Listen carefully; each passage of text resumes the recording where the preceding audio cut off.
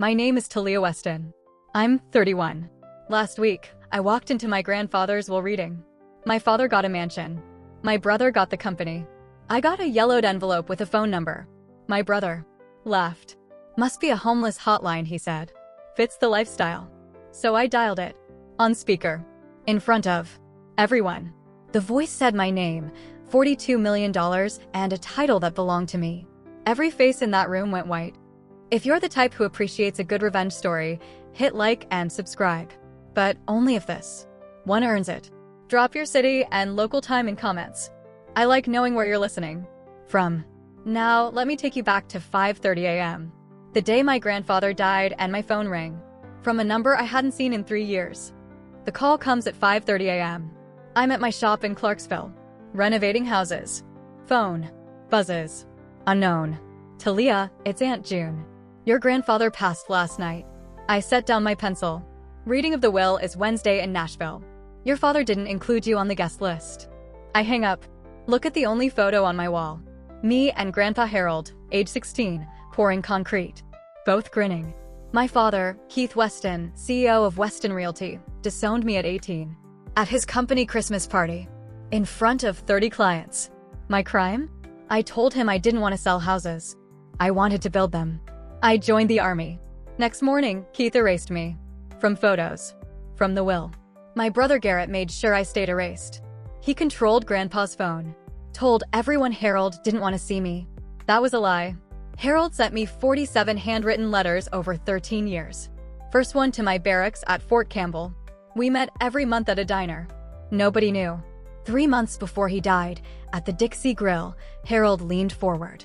Catfish, extra pickles. I'm changing some things, Talia. When I'm gone, a man named Frank will reach out. Trust him. What things? Not yet.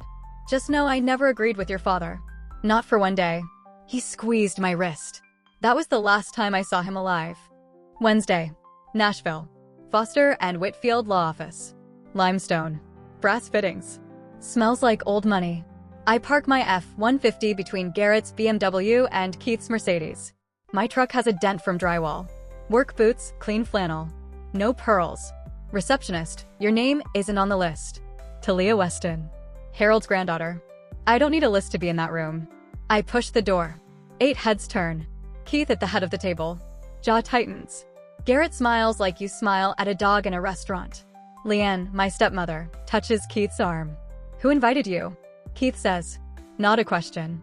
A challenge. Nobody. But Harold was my grandfather. I have every right. Attorney Foster, Miss Weston is referenced. She's entitled to attend. Keith, fine. Sit. I pull out the last chair. Sit. Fold my arms. Foster reads. Keith gets the Belm estate, 5-bedroom colonial, 2 acres, and $900,000. Nods. Garrett gets operational control of Weston Realty and $700,000 plus investments. He types on his phone. Leanne $300,000 and the Lexus. Dabs her eye. Cousins $150,000 each. Foster turns the last page. And to Talia Marie Weston. Every head swivels. One sealed envelope to be delivered directly and opened only by the named recipient. Slides it across. Yellowed paper. My name in Harold's block printing. Same hand that labeled every tool. I open it. One sheet. 10-digit phone number. Below it, call Frank. He has your key. HW. No check. No property. Garrett leans over. Sees it. Laughs. Loud. A phone number? Seriously? Looks around. Must be a homeless hotline. Fits the lifestyle. Keith doesn't laugh. Looks at the table. Leanne, at least she was mentioned. More than I expected. Aunt June by the window watches me. Like Harold used to. Study. Waiting. Foster, Miss Weston. The envelope falls outside the scope of the will. I hold that phrase. Outside the scope. I pull my phone. Set it on the mahogany table. Start dialing. Garrett stops laughing. What are you doing? Calling the number. You wanted to know what it is. Let's all find out together. Tap speaker. Rings echo off wood paneling. 1 ring. 2. Keith uncrosses his arms. Leanne freezes. 3 rings. Voice. Deep. Tennessee gravel. Talia, I'm Frank Harlan. Your grandfather told me this day would come. The room stops. AC, traffic, Garrett's breathing, flat. Frank continues, I'm holding all documentation for Weston Holdings LLC, established 2014. You are the sole successor managing member. Current estimated asset value, approximately $42 million. Nobody moves. $42 million hangs in the air. Garrett sets his whiskey down. No sound. Hand shaking. Keith stares at the phone like it spoke Russian. Leanne's mouth opens. Nothing. Foster removes his glasses. Aunt June almost smiles. Thank you, Frank, I say. I'll see you tomorrow morning. End call. Pick up my phone. Look around. Every face that erased me for 13 years is staring with the same expression. Anyone else want a joke about the homeless hotline? Silence. Keith stands. Voice cracks. What is this? First time I've heard my father break. That's what I'd like to know, I say. I need to stop here. This is the moment I waited for since I was 18. Not the money. The look on their faces when they realized they'd been wrong about me for 13 years. If you've ever been told you're nothing by the people who were supposed to have your back, you know this feeling. Subscribe if you want to see what happened next. Comment speakerphone or walked out. Would you have called on speaker or left the room? Garrett detonates first. On his feet. Finger pointed. This is fraud. He had no right. Everything he owned is part of this estate. Foster, hands up. I need to verify, but if the LLC was properly formed and separate from Harold's estate, it does not pass through probate. Keith turns on Foster. You knew about this LLC? I did not. Harold used independent counsel. Garrett paces. 42 million. Weston Realty is worth 18. You're telling me Grandpa siphoned money into a shell company for her. It wasn't siphoned, I say. Voice flat. Medevac coordinates tone. Facts only. Harold built Weston Holdings with personal capital, land acquisitions, commercial development, separate from Weston Realty. And you knew. Keith's voice thin, dangerous. I found out 3 minutes ago. Same time as everyone. Leanne grabs Keith's sleeve. Keith, calm down. He pulls away. Be quiet. Room flinches. Mask slipped. Foster, I strongly advise against action until LLC documentation is reviewed. Garrett stares at me. Vanderbilt MBA running scenarios. Math doesn't add up. This isn't over. I pick up Harold's envelope. Tuck it in my jacket. No, it's just starting. Parking lot. Heat rising off asphalt. Unlocking my truck. Keith appears. Garrett flanking him. Keith puts his hand on my door. Blocks it. Face to face. 13 years without a table between us. You are not taking a cent from this family, he says. My father was manipulated. I'm the one who manipulated him? I hold his gaze. You're the one who banned your daughter from seeing her grandfather. You're the one who told 30 people at Christmas I wasn't your child anymore. Because I said no to you. Once. At 18. Keith pulls his hand off. Not retreating. Impact. Garrett steps forward. Softer now. Negotiation voice. Look, Talia, if the LLC is real, we handle it in the family. No outsiders. No lawyers. We sit down. Figure this out. I look at my brother. Tailored suit. Hands that haven't held a hammer since 12. You don't want outsiders because you're afraid what they'll find. His face changes. Flicker. Flinch. Don't pretend you know anything about business. I've negotiated under mortar fire, Garrett. You're going to have to do better than a parking lot. Get in. Close door. Start engine. In the mirror. Keith and Garrett. Not speaking. Not moving. My apartment. 600 square feet. Clean. Military habit. Tin box under bed. Olive drab. 47 letters. First one, Fort Campbell. Talia, your father is wrong. I'm proud of you. I'll write every month. HW. He did. 13 years. Basic, medic school. 2 deployments Kandahar. Bronze Star ceremony he watched from his workshop. Discharge. First renovation job. First employee. Last one, 2 months before death. Shaky writing. Words not. Talia, I don't have long. I built something for you. Frank has everything. Trust him. You are the only one in this family who never took a thing from me and still showed up every month. That's why you get what I made. You're the one most like me. I cry. First time since Kandahar.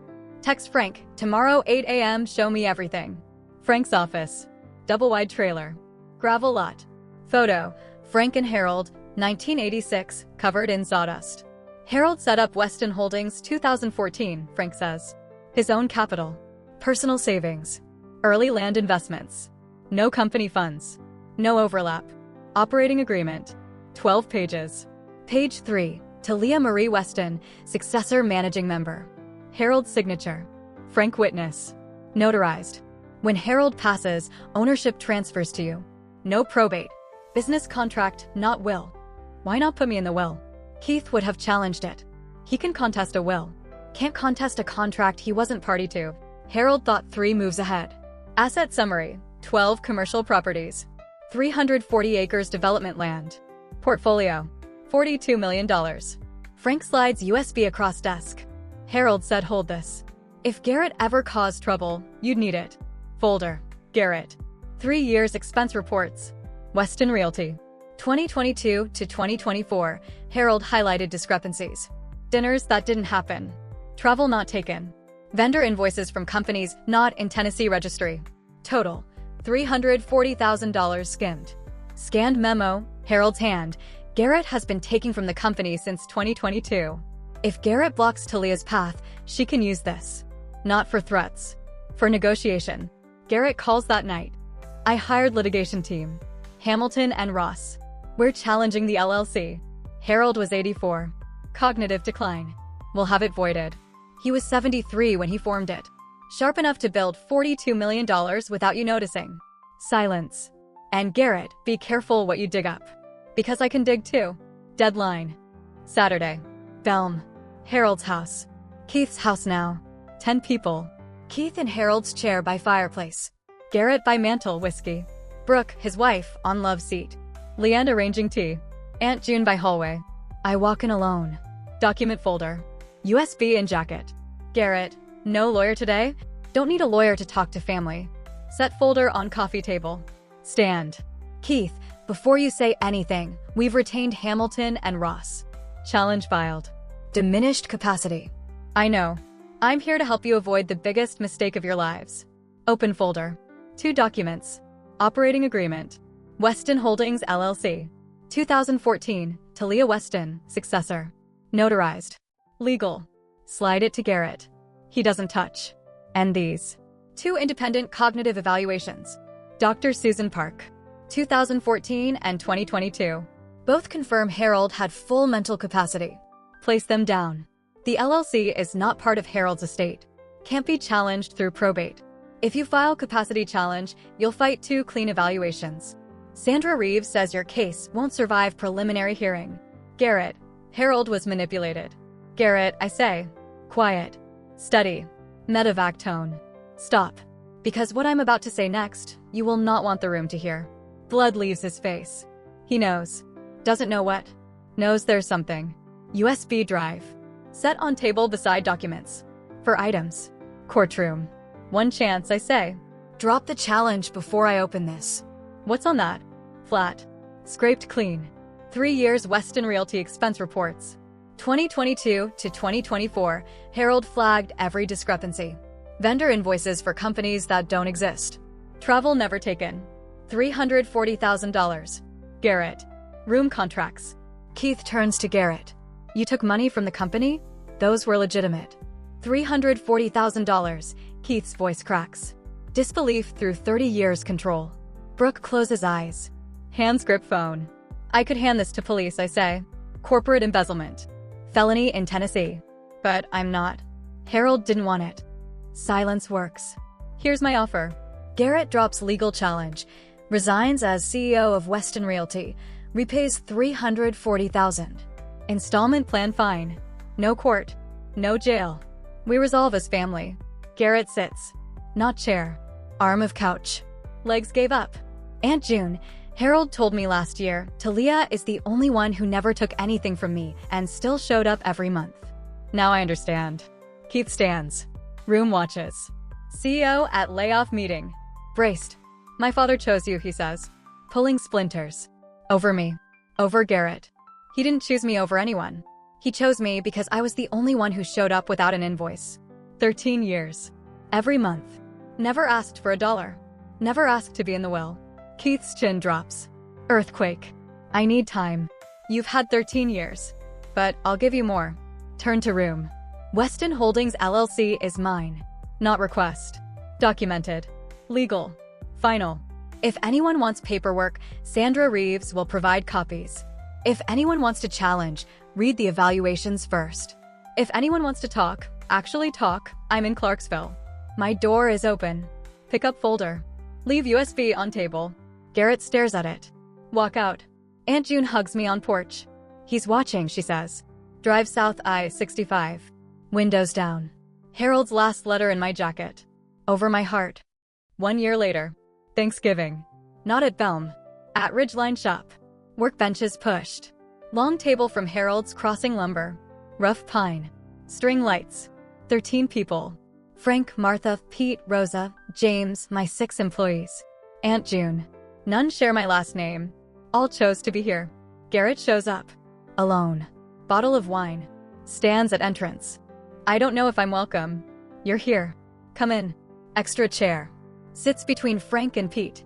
2 men he fired 3 years ago. Pete hands him plate. Frank pours coffee. You know how to wire a junction box? Frank asks. No. Then you're on dish duty. Table laughs. Loud. Real. Keith doesn't come. Nobody mentions it. Aunt June squeezes my hand. Harold would have loved this table. She's right. Smaller than Weston's dining room. Louder. Better. Every seat earned. After, I drive to Belm. Not house. Workshop. Side gate unlocked. Pull chain. Single bulb. Cedar shavings. Hand planes. Workbench. 8-foot maple worn smooth where Harold's forearms rested 40 years. Sit on his stool. Metal cold. Smells like him.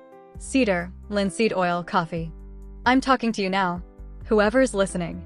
I didn't tell this story to brag about $42 million. That money is payroll for 13 people and a neighborhood being built. I'd trade every dollar to have Harold on this stool instead of me. But he left me proof that someone believed in me when my own father decided I was nothing.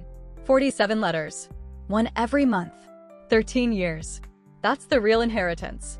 If you're sitting somewhere and the people who should love you decided you're not enough, I'm not promising you a $42 million phone call. But I'll tell you what Harold taught me. Don't wait for a seat at their table. Build your own. The wood is right there. The tools are in your hands.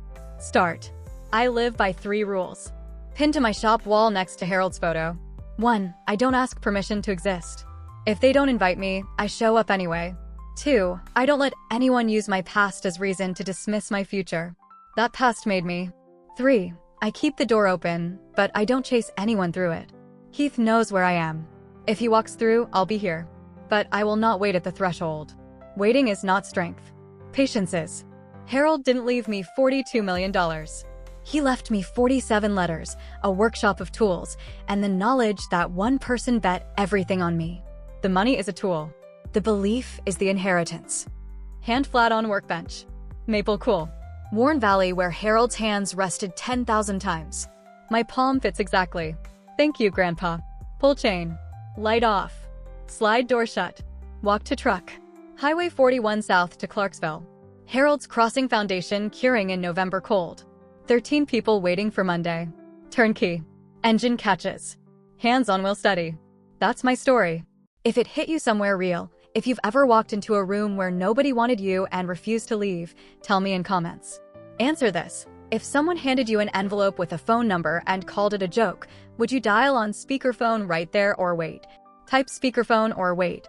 I'm curious. Subscribe if you're new. Harold would have liked you.